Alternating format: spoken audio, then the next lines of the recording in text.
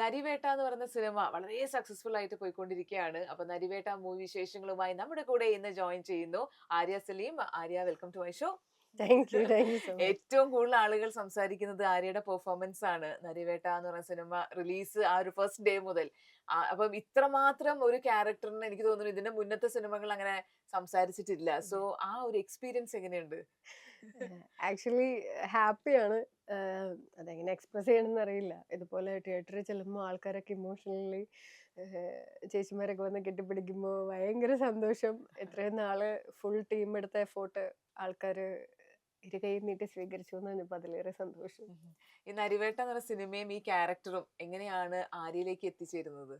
എനിക്കാണോ Ozler shooting കഴിഞ്ഞ ഒരു ടൈമിലാണ് നമ്മുടെ മമ്മൂട്ടി കമ്പനിയുടെ സുനിലേട്ടനാണ് ഇങ്ങനെ അനുരാജും അഭിനും കൂടി ഒരു സ്റ്റോറി പറയുന്നുണ്ട്. അപ്പോൾ നീ ഒന്ന് പോയി കേട്ട് നോക്കുന്നു. ഞാൻ അങ്ങനെ നമ്മൾ സ്റ്റോറി കേൾക്കുന്നു.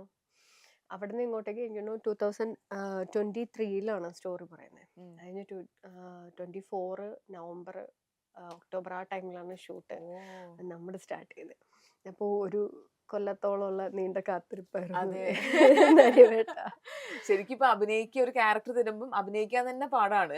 അപ്പൊ അത് റിയൽ ലൈഫ് ആയിട്ടുള്ള ഒരു ആളോട് വളരെ ക്ലോസ് ആയിട്ട് നിൽക്കുന്ന ഒരു ക്യാരക്ടർ എന്ന് പറയുമ്പോൾ അതിനേക്കാൾ കൂടുതൽ പാടാണ്. അപ്പൊ എങ്ങനെയായിരുന്നു അതിന്റെ പ്രിപ്പറേഷൻസ് ഒക്കെ ചെയ്തേ? നമ്മളവിടെ ആദ്യമേ പറഞ്ഞിരുന്നു സിക്കി മാമിനെ റെഫർ ചെയ്യാം ഈ ക്യാരക്ടറിന് വേണ്ടിയിട്ട്. അപ്പോൾ ഈ പറഞ്ഞ പോലെ നമ്മള് ഈ സമരങ്ങളൊന്നും കണ്ടിട്ടില്ല. ആ ടൈമിൽ സ്കൂളിൽ പഠിക്കുന്ന ടൈമാണ്. അത്ര ഓർമ്മയും കൂടെ ഇല്ല അത്ര. അപ്പോൾ നമ്മൾ അതിന്റെ വീഡിയോസും ന്യൂസിലെ റിപ്പോർട്ട്സും അങ്ങനെയുള്ളത് അങ്ങനത്തെ കുറച്ച് ഡാറ്റാസ് കളക്ട് ചെയ്തിട്ട് ഇതുപോലെ ഷൂട്ടിംഗ് ടൈമിലാണ് കൂടുതലും ഈ ഹെഡ്ഫോൺ വെച്ചിട്ട് മാമിന്റെ പ്രസംഗങ്ങളും കാര്യങ്ങളൊക്കെ കേട്ടോണ്ടിരിക്കും. ആ ഒരു പറയുന്നതിന്റെ ഒരു ഫ്ലോ കിട്ടാൻ വേണ്ടിയിട്ട്.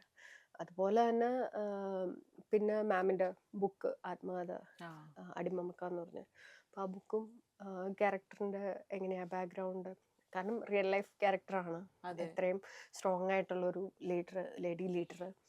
അപ്പോൾ അതും ആ ഒരു 2003 ടൈമില് ഒരു സാധാരണക്കാരിനെ ആ ഒരു സൊസൈറ്റിനെ ഇത് ചെയ്യാൻ പോലും പാടാണ്. അപ്പോൾ ഇത്രയും സ്ട്രോങ് ആയിട്ടൊരു ലേഡി, ഇത്രയും പല സ്വഭാവത്തിലുള്ള പല വിഭാഗത്തിലുള്ള ആൾക്കാരെ ഒരുമിച്ച്, എനിക്ക് 2000-ഓളം ആൾക്കാരെ ഒരുമിപ്പിച്ചാണ് അന്ന് ആ സമരം നടത്തിയിരുന്നത്. അപ്പോൾ അങ്ങനെ ഒരു ക്യാരക്ടർ ചെയ്യാൻ പറ്റാന്ന് പറയുന്നത് അപ്പൊ അതിന് വേണ്ടിയിട്ടുള്ള ഹോംവർക്കുകൾ നമ്മൾ ചെയ്തിരുന്നു. പിന്നെ പോരാത്തന്നെ ഈ പറഞ്ഞ പോലെ ഒരു കൊല്ലം ഗ്യാപ്പ് വന്നപ്പോൾ നമ്മൾ ഇതുപോലെ വർക്ക്ഷോപ്പുകളും ഒക്കെ അറ്റൻഡ് ചെയ്തിരുന്നു ആ ക്യാരക്ടർ ചെയ്യാൻ വേണ്ടിയിട്ട്. അത് ശരി. ഇപ്പൊ വർക്ക്ഷോപ്പ് പറഞ്ഞപ്പോഴാണ് ഇപ്പൊ ഏറ്റവും കൂടുതൽ ഇപ്പം അഭിനയം ഇങ്ങനെ ഒരു എന്താ പറയണ്ടേ, ഒരു പ്രൊഫഷണലായി എടുക്കാൻ താല്പര്യമില്ലാത്ത ആളുകൾ വരെ ആക്ടിങ് വർക്ക്ഷോപ്പിൽ പോകുന്ന ഒരു കാലഘട്ടമാണല്ലോ. കാരണം എല്ലാവരും പറയുന്നത് ആ വർക്ക്ഷോപ്പ് പോയി കഴിഞ്ഞാൽ നമ്മൾ ഭയങ്കര ഫ്രീ ആകും, നമുക്ക് ഉണ്ടായിരുന്ന കുറെ പ്രശ്നങ്ങളൊക്കെ കൂടെ മാറിക്കിട്ടും, അങ്ങനെയൊക്കെ പറയുന്നു. അപ്പം എത്രമാത്രം ഈ ആക്ടിങ് വർക്ക്ഷോപ്പ് ഹെൽപ്ഫുൾ ആണെന്ന് തോന്നിയിട്ടുണ്ട്?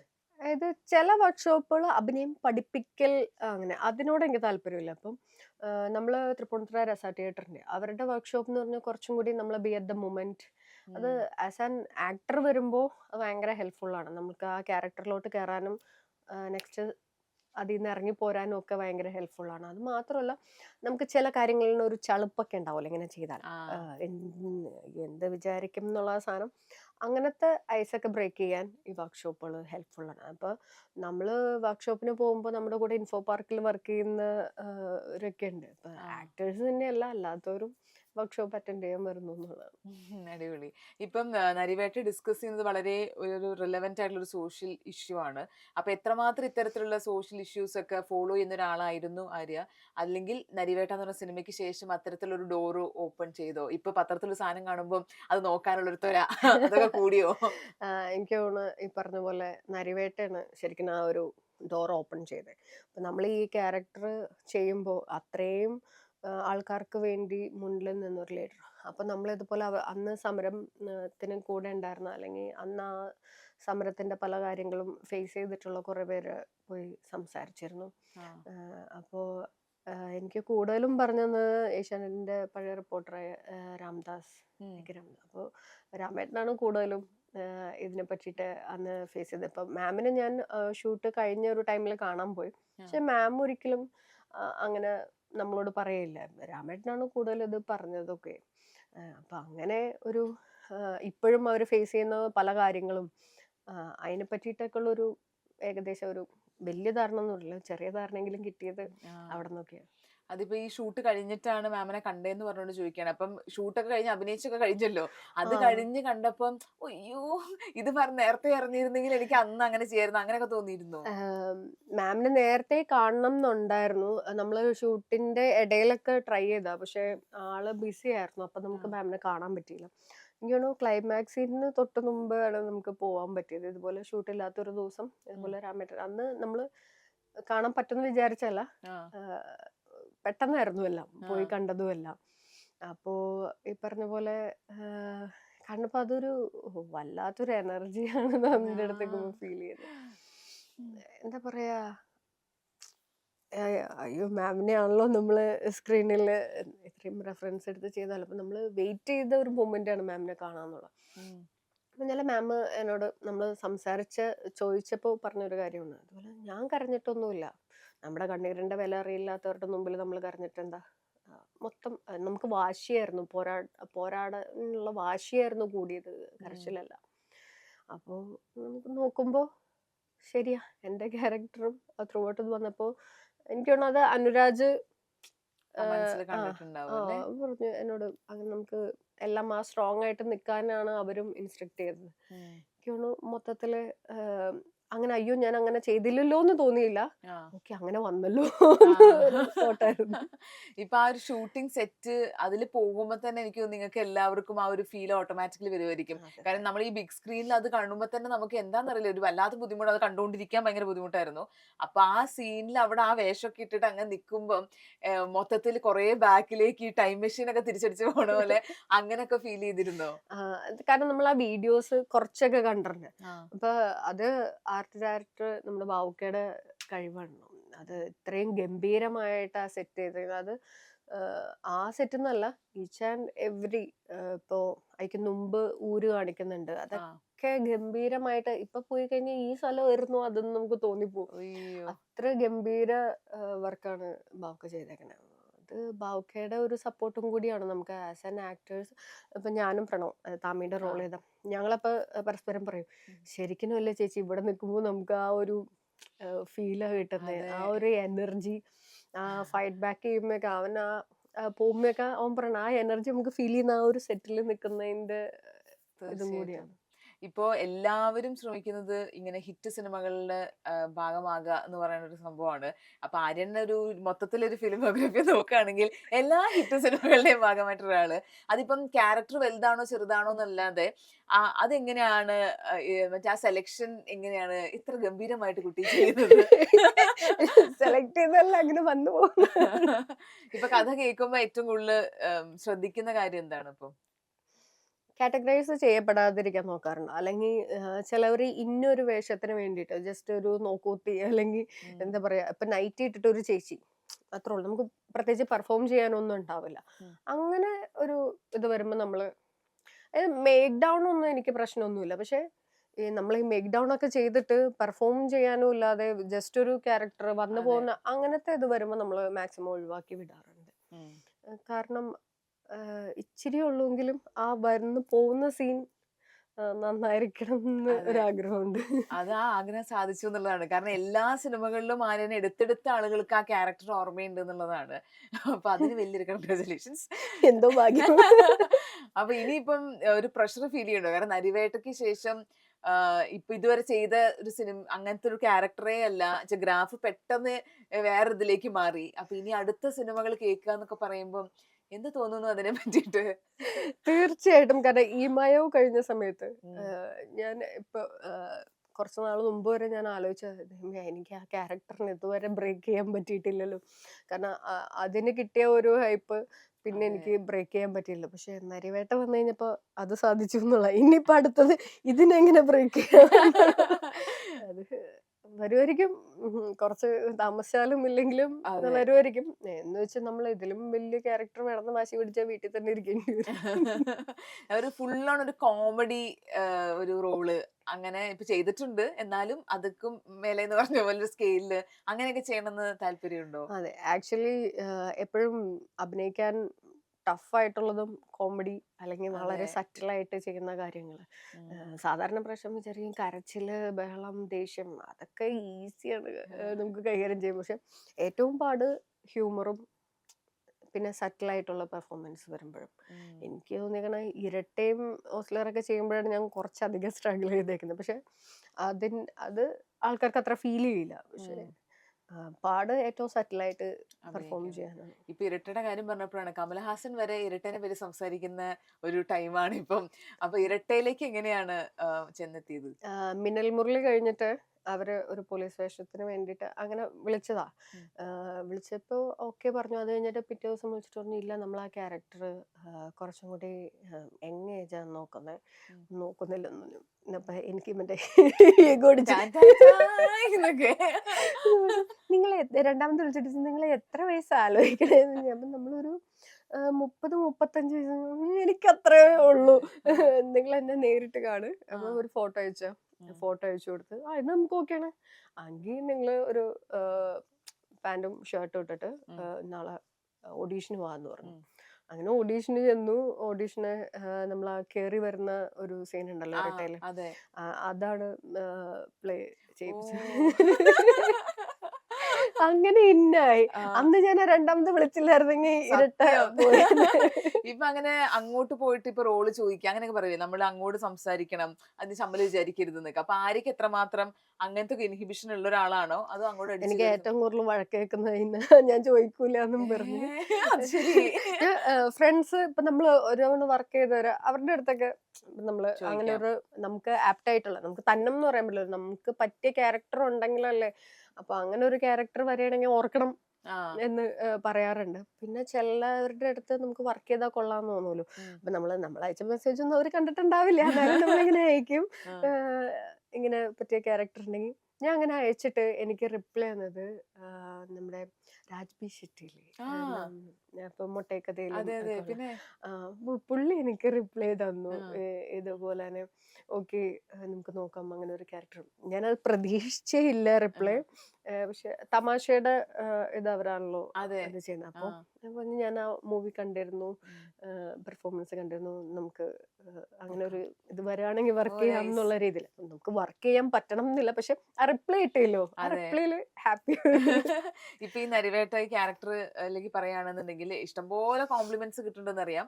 എങ്കിലും പെട്ടെന്ന് ഒരു എന്താ പറയണ്ടേ ഭയങ്കര ഇത് കൊള്ളാലോ അങ്ങനെ സർപ്രൈസ് ചെയ്ത കമന്റോ അങ്ങനെ ആരെങ്കിലും ഫോൺ വിളിയാലും?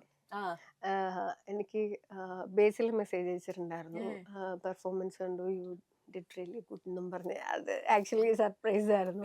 അതുപോലെ തന്നെ സുരഭിലക്ഷ്മി വോയിസ് മെസ്സേജ് അയച്ചു, എൻ്റെ നമ്പറില്ല, പക്ഷെ ഇങ്ങനെ കണ്ടു, ലവ് യു ഉമ്മ എന്നൊക്കെ പറഞ്ഞു. അത് ഭയങ്കര ഒരു ഹാപ്പി മൂമെന്റ് ആയിരുന്നു. എല്ലാരും ഇങ്ങനെ കിളിപോയിരിക്കുകയാണ് അതിലത്തെ ക്യാരക്ടർ കണ്ടിട്ട് എന്നുള്ളതാണ്. അപ്പൊ എങ്ങനെയാണ് സിനിമയിലേക്ക് ഉള്ളൊരു എൻട്രി? സിനിമയിലോട്ടുള്ള എൻട്രി നമ്മള് നാടകം RLV കോളേജ്, നമ്മുടെ MG യൂണിവേഴ്സിറ്റി കലോത്സവം. അപ്പോൾ നമ്മളെ നരിവേട്ടയുടെ ചീഫ് അസോസിയേറ്റ് രതീഷ് സാറ് അന്ന് ഞങ്ങളെ 2008 മുതൽ എനിക്കാണ് 14 വരെ നമ്മളെ പഠിപ്പിക്കാനൊക്കെ അവിടെ കോളേജിലുണ്ടായിരുന്നു. ഈ ഡ്രാമ അത് പഠിപ്പിക്കാൻ സാറാ കണ്ടിന്യൂസ് വന്നുകൊണ്ടിരുന്നത്. സാറിന്റെ ഫസ്റ്റ് മൂവിയാണ് തൃശ്ശൂർ പേരൂർ ക്ലിപ്തം. അപ്പൊ അതിൽ ഇതുപോലെ ഒരു പോലീസ് ലേഡിയുടെ ക്യാരക്ടർ ആരോ വഴിക്ക് വെച്ചിട്ട് ചെയ്യുന്നില്ല, അങ്ങനെ പോയി. അപ്പൊ അതിന് പകരം എന്നെ വിളിച്ചതാ. അവിടെ വെച്ച് ആ പെർഫോമൻസ് കണ്ടിട്ട് ചെമ്പൻ ചേട്ടൻ ഫ്രണ്ട്ഷിപ്പിന്റെ പേരിലല്ലാതെ സീരിയസ് ആയിട്ട് ആക്ടിങ് താല്പര്യമുണ്ടോ അങ്ങനെ ചോദിച്ചു. കോണ്ടാക്ട് കൊടുത്തു. ഒരു കൊല്ലം കഴിഞ്ഞിട്ടാണ് ഇതുപോലെ പെട്ടെന്ന് വിളിച്ചിട്ട് ഞാൻ ചെമ്പൻ വിനോദ് അറിയാണാവോ മാഡം? അറിയാം. അപ്പോ ഇങ്ങനെ ലിജോ ഒരു മൂവി ഉണ്ട്, ഞാനാണ് അതില് മെയിൻ ചെയ്യുന്നത്, എന്റെ വൈഫായിട്ട് അഭിനയിക്കാൻ കുഴപ്പമുണ്ടോ? ഇല്ല. അപ്പൊ ഓഡീഷൻ ഉണ്ട്, അത് വന്ന് അറ്റൻഡ് ചെയ്യുന്നു പറഞ്ഞു. അങ്ങനെ ഈ മയവന്റെ ഓഡീഷൻ. പിന്നെ അങ്ങോട്ടേക്ക് പിന്നെ തിരിഞ്ഞു നോക്കേണ്ട ആവശ്യമേ വന്നിട്ടില്ല. ഇങ്ങോട്ട് കോൾസ് വരുന്നത് ഇപ്പൊ ഒരു ബ്രേക്ക് വരികയാണ് അല്ലെങ്കിൽ അങ്ങനെ വരുന്നില്ല എന്നുള്ള എപ്പോഴെങ്കിലും ഒരു ടെൻഷൻ ഫീൽ ചെയ്തിട്ടുണ്ടോ? അതോ അങ്ങനെ എത്രമാത്രം ശ്രദ്ധിച്ചിട്ടില്ലേ? എനിക്ക് തോന്നുന്നു RDX മൂലം എനിക്ക് തോന്നുന്നു ഓരോ കൊല്ലം ഓരോന്നാ ചെയ്തിരിക്കുന്നത്.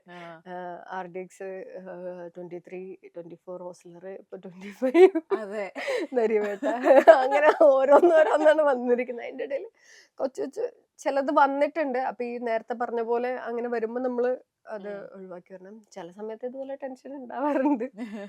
സ്വാഭാവികമാണല്ലോ നമ്മള്. അതെ. അപ്പൊ നോക്കുമ്പോ എല്ലാ ഫ്രണ്ട്സും ഇതുപോലെ ഇപ്പൊ പൊതുവേ മൂവീസ് അങ്ങനെ ഒരു ആഹ് നടക്കുന്നില്ല എന്നുള്ളൊരു കിംവദന്തി നടക്കുന്നോണ്ടാണോ എന്നറിയില്ല. ആ. അപ്പൊ ആഹ് അങ്ങനെ ഇടയ്ക്ക് ടെൻഷൻ ഉണ്ടാവാറുണ്ടായിരുന്നു. പക്ഷെ ഇപ്പൊ നരിവേട്ട വന്നു കഴിഞ്ഞപ്പോ അത് ഹാപ്പിയാണ്. വിഷയമില്ല. ഇപ്പം തിയേറ്റർ നാടകം ചെയ്യുന്നു, സിനിമ ചെയ്യുന്നു, പിന്നെ ചിത്രകല താല്പര്യമുണ്ട് എന്നറിയുന്നു. അപ്പം ഇതൊക്കെ എല്ലാം അങ്ങോട്ടും ഇങ്ങോട്ടും ഒരു ഹെൽപ്പ് ചെയ്തിട്ടുണ്ടോ? ചിത്രകല ഞാൻ ആക്ച്വലി RLVയില് MFA പെയിന്റിംഗ് ആയിരുന്നു പഠിച്ചത്. ആ. ആഹ് അപ്പോ ലൈക്ക് നാടകം അങ്ങനെയാ. ഓക്കെ. തിയേറ്റർ ആയിട്ടല്ല പഠിച്ചത്. ഓ. നമ്മളെ ഈ കലോത്സവത്തിന് വേണ്ടിയിട്ടുള്ള ഇതിന് വേണ്ടിയിട്ട് അപ്പോൾ അവര് വന്ന് തിയേറ്റർ എക്സസൈസ് അപ്പൊ രതീഷ് സാറിൻ്റെ കൂടെ ഇതുപോലെ പള്ളുരുത്തില് വലിയ നാടകകല സാറിന്റെ ഫാദർ ഇൻ ലോ ആണ് ഉം. മീന രാജ്. ഓ. ഇപ്പൊ ഫാലിമിയിലേക്ക് അതെ, അതെ, അതെ, അതെ. അച്ഛനായിട്ട് അപ്പൊ മീനമാഷ് ഉണ്ടാവും, അതുപോലെ മണികണ്ഠൻ ചേട്ടൻ, മണികണ്ഠൻ ആചാരി ആ. ചേട്ടനും ഉണ്ടാവും. ഇവരെല്ലാവരും കൂടിയുള്ള ഒരു ഗ്യാങ്ങാണ് നമ്മളെ ട്രെയിൻ ചെയ്യിപ്പിച്ചത്. അപ്പൊ വാവ്. മണികണ്ഠൻ ചേട്ടൻ, മീനമാഷൊക്കെ തിയേറ്റർ അത്രയധികം ഉം. പെർഫോം ചെയ്യുകയൊക്കെ ചെയ്യുന്ന നടന്മാര്. അപ്പോൾ അവരുടെ ഒരു ട്രെയിനിങ് ഉണ്ടായിരുന്നു. ഇപ്പൊ തിയേറ്റർ എക്സസൈസ് എന്ന് പറഞ്ഞൊരു ഉം. സെക്ഷൻ ഉണ്ട്. അത് ഉം. അവരാണ് നമ്മളെ ചെയ്യിപ്പിച്ചുകൊണ്ടിരുന്നതൊക്കെ. ഓ. അപ്പൊ അതിന്റെയൊക്കെ ഒരു ഗുണമായിരിക്കണം ഇന്നിപ്പോ അനുഭവിക്കുന്നത്. ഇപ്പൊ ഈ തിയേറ്റർ എന്ന് പറയുമ്പോ ഈ സ്റ്റേജിൽ നിന്നുള്ള പെർഫോമൻസും ഈ സിനിമയും ഭയങ്കര വ്യത്യാസമുണ്ടല്ലോ. അപ്പം എപ്പോഴെങ്കിലും എന്താ പറയുക, ഈ തിയേറ്ററിലുള്ള തിയേറ്റർ പഠിക്കുന്ന ആളുകൾക്ക് അത് കുറേം കൂടി എളുപ്പമാണോ, അതോ അത് അവർക്ക് കുറേം കൂടിയും പാടായിരിക്കോ? അത് അതിന്റെ ആ ഒരു ട്രിക്ക് കിട്ടിക്കഴിഞ്ഞാൽ ഓക്കെ ആണെന്ന് തോന്നുന്നു. കാരണം ഞാനൊരു നാടകത്തില് ഉം. ഇങ്ങനെ ഒരു കുട്ടിയുടെ ഡ്രസ്സ് തുന്നിക്കൊണ്ട് ഇങ്ങനെ പാട്ട് പാടുന്ന പോലെ ഒരു ഇതാ ചെയ്ത്. ഉം. അപ്പൊ സാറ് പറഞ്ഞു, ഇത് നീ സിനിമയിൽ ചെയ്താൽ ഓക്കെയാണ്. ഉം. നാടകത്തിൽ വരുമ്പോൾ നീ കുറച്ചും കൂടി എക്സാജറേറ്റ് ചെയ്താലാണ് ദൂരെ ഇരിക്കുന്ന ഓഡിയൻസിന് അത് മനസ്സിലാവുള്ളൂ. ആ. അവർക്ക് ആ ഒരു ഫീൽ കിട്ടുള്ളൂ. അപ്പൊ ആ ഒരു സാധനം ആ പറഞ്ഞ ഒരു കാര്യം എനിക്ക് അത് തലയിലുണ്ട്. തലയിൽ വെച്ചു. അതായത് സിനിമയിലോട്ട് വരുമ്പോൾ കുറച്ചും കൂടി നമ്മൾ ബിഹേവ് ചെയ്ത് നമ്മൾ റിയൽ ലൈഫിലുള്ള ഉം. ബിഹേവിങ് അത് മതി. മറ്റേതിൽ വരുമ്പോൾ തിയേറ്റർ വരുമ്പോൾ കുറച്ചും കൂടി നമ്മൾ ഓഡിയൻസിന് വിസിബിൾ ആണ്. ഇപ്പം ഉം. സിനിമ എന്ന് പറയുമ്പോൾ ക്ലോസപ്പും എല്ലാം കിട്ടും. ആ. നാടകത്തിന് അത് കിട്ടില്ല. അപ്പൊ ശരിയാ. നമ്മൾ കുറച്ചും കൂടി ഉറക്കെ സംസാരിക്കേണ്ടി വരും ഉം. ഓഡിയൻസിലോട്ട് എത്തണമെങ്കിൽ. അപ്പോ എനിക്ക് തോന്നുന്നു നാടകമാണ് കുറച്ചും കൂടി ചെയ്യാൻ ടഫ് എന്ന് തോന്നുന്നു ഉം. തിയേറ്റർ. കാരണം കട്ടൊന്നുമില്ല, അതെ. ഒരൊറ്റ ഡയലോഗ് പോക. മൊത്തം പഠിക്കണം. അല്ലേ? പ്രാക്ടീസ് വേണം. അത് അത്രയും നാളത്തെ പ്രാക്ടീസും ഒക്കെ കഴിഞ്ഞിട്ടാണ് നമ്മൾ തട്ടിക്കയറുന്നത്. ഉം. അപ്പൊ ആ ഒരു ക്യാരക്ടർ നമ്മൾ അതൊരു എന്താ പറയാ ഒരു തപസ്യ പോലെയാണ്. തിയേറ്റർ കുറച്ചും കൂടി ടഫാണ്. മറ്റേ നമ്മള് സിനിമയിലോട്ട് വരുമ്പോൾ നമുക്ക് എന്തെങ്കിലും വന്നു കഴിഞ്ഞാൽ അത് ശരിയാക്കാൻ ഒരു സ്പേസ് ഉണ്ട്. സിനിമയിൽ അങ്ങനെ കുറെ റീഷൂട്ട് പോയ ഏതെങ്കിലും സീൻ ഉണ്ടോ? റീഷൂട്ട് അങ്ങനെ അധികം ഞാൻ ആരെയും ഉപദ്രവിച്ചിട്ടില്ല എന്ന് എനിക്ക് നല്ല തോന്നുന്നു. മിടുക്കിയാണ് അപ്പോൾ. 100 മാർക്ക്. അങ്ങനെയൊന്നുമില്ല. പിന്നെ കൂടുതലും വന്നേക്കുന്നത് എന്തെങ്കിലും നമ്മൾ ഓടുമ്പോഴോ അപ്പം ആ. മൊത്തം ടെക്നീഷ്യനും എല്ലാവരും കൂടി വരുന്ന ഇത് വരുമ്പോ മാത്രം ഉം. അങ്ങനെ പോയിട്ടുണ്ടെങ്കിലേ ഉള്ളൂ. ശരി. പിന്നെ ടൊവിനോയുടെ കൂടെയുള്ള വർക്കിംഗ് എക്സ്പീരിയൻസ് എങ്ങനെ ഉണ്ടായിരുന്നു? നല്ല അല്ല, ഞാൻ എക്സൈറ്റഡ് ആയിരുന്നു. കാരണം മിന്നൽ മുരളിക്ക് ശേഷം again, അതെ. അപ്പോ യെസ്. മിന്നൽ മുരളി അത്ര ഹിറ്റായി ആൾക്കാരിലോട്ട് എത്തിയതാണ്. അപ്പോ പിന്നെ തിരിച്ച് നരിവേട്ടയിലോട്ട് വരുമ്പോ അപ്പോ എന്തായിരിക്കും അതും കുറച്ച് ഓപ്പോസിറ്റ് നിൽക്കുന്നത്. അതെ. അപ്പൊ അത് ആക്ച്വലി ഞാൻ ഭയങ്കര എക്സൈറ്റഡ് ആയിരുന്നു ഒരുമിച്ച് ആ. വർക്ക് ചെയ്യാൻ. എനിക്ക് തോന്നുന്നു നരിവേട്ടയിൽ വന്നപ്പോഴാണ് ഞങ്ങൾ കുറച്ചും കൂടി സംസാരിക്കുകയൊക്കെ ചെയ്തത്. ഉം. മിന്നൽ മുരളിയിലൊന്നും അത്രയും സംസാരിക്കാനുള്ള സ്പേസ് ആ, ഉണ്ടായിരുന്നില്ല. അതെ. പിന്നെ ഞാൻ ഇച്ചിരി ഇങ്ങനെ പിന്നോട്ടാ കയറി സംസാരിക്കുന്ന കാര്യത്തില്. ഉം. ഒന്ന് വൺസ് അത് തുടങ്ങി കഴിഞ്ഞാൽ ഐസ് ബ്രേക്ക് കുഴപ്പമില്ല. ആയി കഴിഞ്ഞ് ആ. കഴിഞ്ഞാൽ കുഴപ്പമില്ല. ആ. എനിക്ക് തോന്നുന്നു നരിവേട്ടയിൽ എത്തിയപ്പോഴാണ് നമ്മൾ കൂടുതൽ സംസാരിച്ചത്. പക്ഷെ നമുക്ക് അത്രയും കോമ്പിനേഷൻ സീൻ ഒന്നും ഇല്ലെങ്കിലും ആളുടെ അവിടെ ഒന്നോ രണ്ടോ ഉള്ളൂ. ഉം. അപ്പോ ഞാൻ ഭയങ്കര ഹാപ്പി ആയിരുന്നു.